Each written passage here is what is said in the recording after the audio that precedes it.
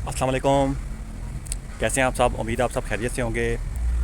एक भाई साहब ने मुझे इनबॉक्स में कमेंट्स किया है कि किसी उसके पड़ोसी ने ये बात कही है कि आप अज़रबैजान आएँ, वहाँ वर्क वीज़े हैं और होटल के हैं, आपको विज़िट वीज़े पे आना पड़ेगा और आपको जो है ना 1200 मनात आपकी सैलरी लगेगी। तो वहाँ जाके आपको फिर टीआरसी मिल जाएगी साल की। तो उन्होंने मुझसे रब्ता किया, बताया मुझे। वो कहते हैं जी अब आप क्या मशवरा देते हैं, और मैंने बैंक से लोन लेना है, कर्ज़ लेना है मैंने। 7 लाख रुपये वो बंदा मांग रहा है मुझसे।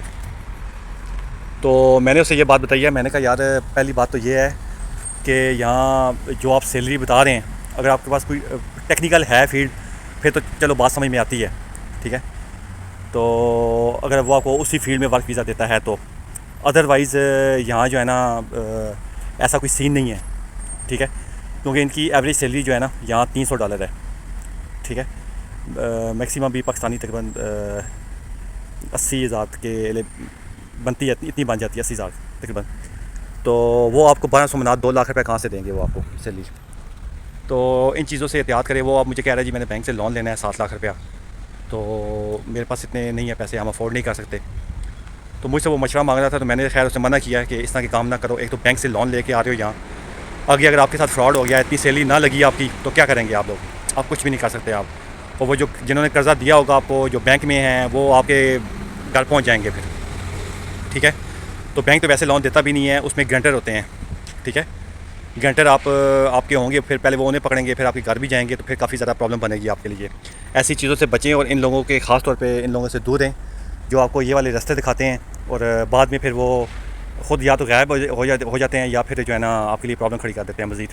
तो ऐसे लोगों के साथ मेरा आपको लोगों को मशवरा है, ना कर्ज़े लें, ठीक है। जब अपने पैसे हों आपके पास फिर अप्लाई करें आप, ठीक है। तो अदरवाइज़ इस तरह का ना करें। क्योंकि देखें मैं आपको एक बात बताता हूँ, जो अज़रबैजान में जिन्होंने बिज़नेस है ना, जिनके कारोबार हैं, पाकिस्तानी हैं, इंडियन हैं या किसी और कंट्री के हैं यहाँ, वो लोग यहाँ करते क्या हैं, उनकी कंपनीज होती है, बिज़नेस होता है उनका, ठीक है। और उन्होंने यहाँ लोकल वर्कर्स रखे होते हैं यहाँ के। ये मस्ट होता है जब आप कंपनी बनाते हैं ना, तो इस वक्त जो गवर्नमेंट की जो है ना रिक्वायरमेंट है, वो 3 से 4 वर्कर लाजमी है लोकल यहाँ के रखने हैं उन्होंने। और उनकी जो सैलरी मतलब है, जो इन्होंने कम से कम मिनिमम पहले 300 मनात थी, अब इन्होंने गालबन 350 कर दियो तो कर दियो। पहले 300 मनात थी इसकी सैलरी, ठीक है। मतलब है कम से कम आप इतनी सैलरी रखेंगे। उसकी वजह क्या होती है? उसकी वजह ये होती है कि इन्होंने टैक्स भी देने होते हैं उसकी भी पे ना, ठीक है। इन्होंने शो करनी होती है वहाँ पेपर्स में, डॉक्यूमेंट्स में शो करनी होती है। 300 मनात 350 मनात इन्होंने शो करनी होती है, ठीक है। पहले 300 थी, अब 350 होगी ज़्यादा से ज़्यादा, इतनी है, इससे ज़्यादा नहीं है। तो क्योंकि उसके अकाउंट पे सैलरी जाती है, अब अकाउंट से होना लाजमी है, जो वर्कर है आपका उसके थ्रू से सैलरी मिला करेगी, उस पर फिर टैक्स पे होते हैं। तो अब आप खुद अंदाज़ा लगाएं कि एक कंपनी बनाने वाला बंदा जिसका बिज़नेस है, लोकल गवर्नमेंट की ये रिक्वायरमेंट है कि कम से कम इतनी सैलरी हो, इतनी मतलब है, वैसे देते नहीं हैं उन्हें, उनकी ज़्यादा ही होती है, 500 तक होती है उनकी, 500-600 तक होती है यहाँ, ठीक है। लेकिन अब आप खुद देखें कि 1200 आपको वो मुनात ऑफर कर रहा है वो बंदा, ठीक है। आपके पास क्या है? क्वालिफिकेशन है, डिग्री है, टेक्निकल फील्ड में हैं आप, या आप कुछ शेफ़ हैं, आप क्या हैं, ठीक है। क्या वो आपको इतनी बड़ी सैलरी दे रहा है वो आपको? ऐसा नहीं है। ऐसी चीज़ों से बचें, अपने नुकसान मत करें आप, ठीक है, ताकि बाद में आपके लिए कोई प्रॉब्लम ना बन जाए। क्योंकि कर्ज़ लेना, ले के फिर वापस करना, ये बहुत बड़ी एक जो है ना परेशानी बन जाती है बंदे के लिए, बंदा नहीं दे पाता, ठीक है। अज़रबैजान में इस वक्त जितने भी स्टूडेंट आ रहे हैं ना, ठीक है, वो या तो डिलीवरी फूड पे काम कर रहे हैं मैक्सिमम, ठीक है, जो ज़्यादातर लोग हैं यहाँ, या फिर वो टैक्सी चला रहे हैं यहाँ आके, ठीक है। अब इसमें उस बंदे को मैंने ये बात समझाई है कि ये जो 2 कैटेगरीज जो मैंने उसे बताई हैं, ठीक है, या टैक्सी है या डिलीवरी फूड है, इसमें चलो कुछ समझ में आती है बात, बंदा इतने बना लेता है, ठीक है, इससे ज़्यादा भी बना लेता है इसमें। लेकिन अब वो जो होटल वाली लाइन में बता रहा है मेरे भाई, मैं नहीं समझता कितनी वो उसे सैलरी वो बंदा देगा, ठीक है। फिर मैंने उसे एक बात बताई है, मैंने कहा यार तू इस तरह कर, वो जिस वीज़े पे तुझे ले कर जा रहा है, ठीक है, कहता है विज़िट पे। मैंने कहा विज़िट है, लेकिन उस विज़िट पे एक कॉलम होता है विज़िट ऑफ पर्पस, उसमें शो करना होता है आपको कि आप टूरिस्ट के लिए जा रहे हैं, बिज़नेस है, स्टडी है, आपकी पर्सनल वीज़ा है, वर्क वीज़ा है, कौन सा है, उसका पर्पस होता है आपका। अगर आपका वर्क है तो वही आपका फिर आगे एक्सटेंड वो बंदा करवा सकता है, अगर आपका वर्क में ही करवाएगा। अगर स्टूडेंट है, एजुकेशन है, तो फिर आपने यहाँ के एजुकेशन में ही एडमिशन लेना है और टीआरसी आपकी एक्सटेंड होगी वो वाली, ठीक है, अदरवाइज़ नहीं होगी, ठीक है। अगर आप ये बात कहें जी वहाँ से अगर वो आपको टूर वीज़े पे ला रहा है और यहाँ आके वो आपको वर्क वीज़ा दिलवा देगा, तो ये सब झूठ है, ठीक है। क्योंकि यहाँ आपका स्टेटस चेंज नहीं होता है, एक्सटेंड ज़रूर होता है अगर आप वो भी करवाए या जो करवाने वाले होते हैं, ठीक है, लेकिन यहाँ चेंज नहीं होता। ख़ास तौर पे जो टूरिस्ट वीज़ा होता है ना वो चेंज नहीं होता, ये बात आप ध्यान में रखिएगा।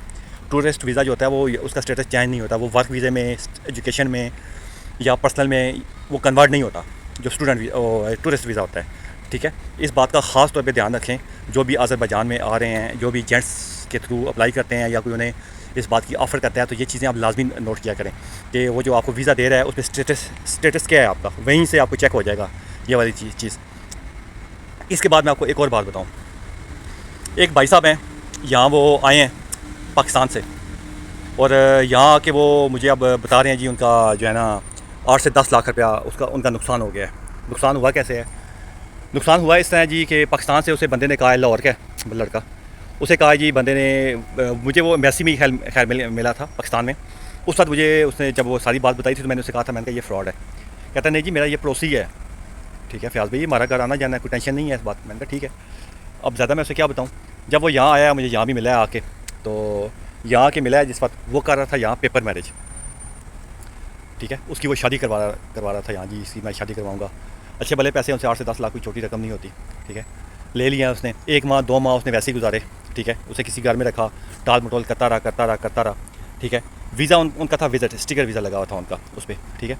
अब हुआ क्या, जब गुजरे ना दूसरा माह उसका आया, ठीक है, 3 महीने का था वो वाला, तो जब उसका टाइम कम रह गया तो वो बार बार मुझसे रब्ता करे, फयाज़ भी ये प्रॉब्लम हो गया, आप बताएं मैं क्या करूँ, मैं छोड़ूंगा नहीं, मैं ये नहीं करूँगा, मैं ये करूँगा, मैं वो करूँगा। उसका मैंने उसे बताया बात, मैंने कहा कोई ऐसा काम ना करी, ये अज़रबैजान है, उल्टा तेरे लिए प्रॉब्लम बन जाएगी, ठीक है। तो कहता है जी मैं तो इसे नहीं छोड़ूंगा, मैं यहाँ से एक दफ़ा निकलूँ फिर मैं ऐसे बताऊँगा। उस लड़के का रेस्क्यू 1122 में उसकी जॉब थी, ठीक है। वो जॉब वो छोड़ के रिज़ाइन करके फिर आया वो यहाँ। उसे उस वक्त भी मैंने मना किया था, मैंने कहा था कि जॉब मत छोड़ी, अगर तुझे बहुत ही शौक़ है आने का तो तू छुट्टियाँ ले ले। कहता है छुट्टी नहीं देते, वो कहते हैं रिज़ाइन दोगे तो फिर जाओगे। मैंने कहा वो फिर अब तू बेहतर समझ ले, लेकिन ये तू आगे जाएगा तो काम भी नहीं होगा आगे। वही बात हुई है, उसका हो गया है नुकसान, ठीक है। अब हुआ क्या, अब ये भी पाकिस्तान चला गया। उस जो एजेंट था वो उसकी वालदा फ़ौत हो गई है, इसलिए वो पड़ोस में ही रहते थे।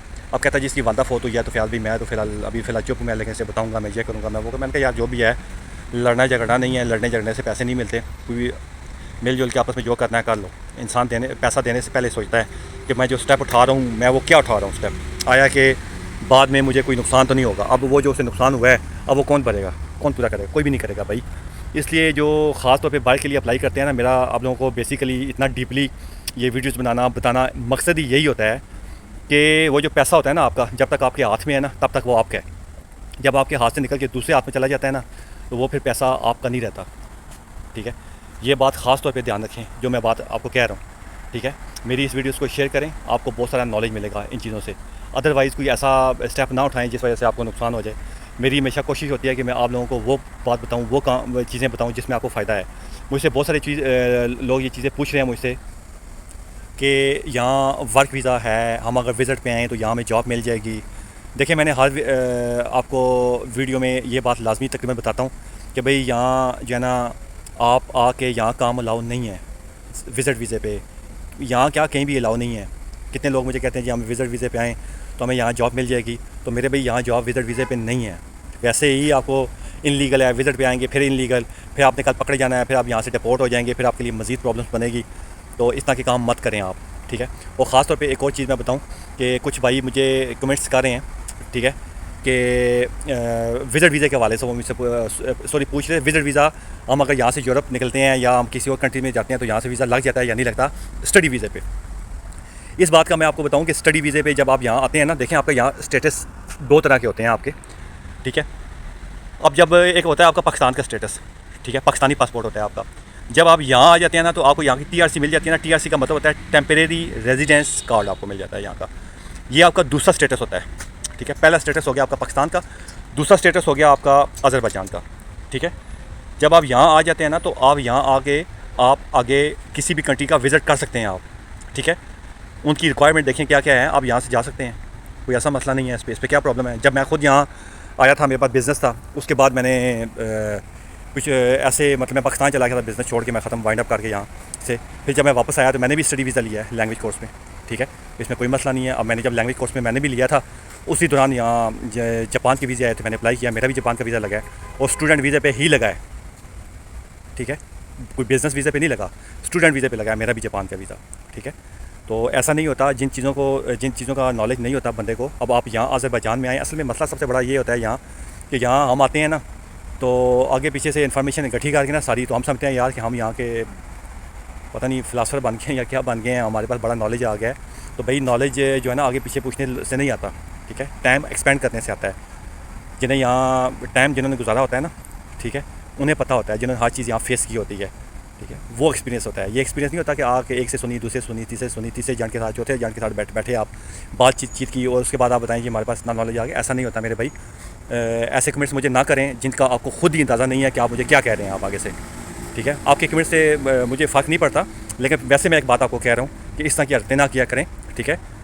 बात वो करें जो आपको पता है। एक भाई ने मुझसे अकाउंट्स के बारे में पूछा था, तो मैंने उससे कहा था यार मुझे अभी फ़िलहाल इसकी इन्फॉर्मेशन नहीं है, मैं आपको पूछ के बताऊंगा, लेकिन अभी तक मेरा बैंक में चक्कर लगे ही नहीं है, मैं गया ही नहीं उस साइड पे, ठीक है। मैंने उससे कह दिया यार मुझे अभी इसकी इन्फॉर्मेशन नहीं है, मैं पूछ के आपको बता दूंगा।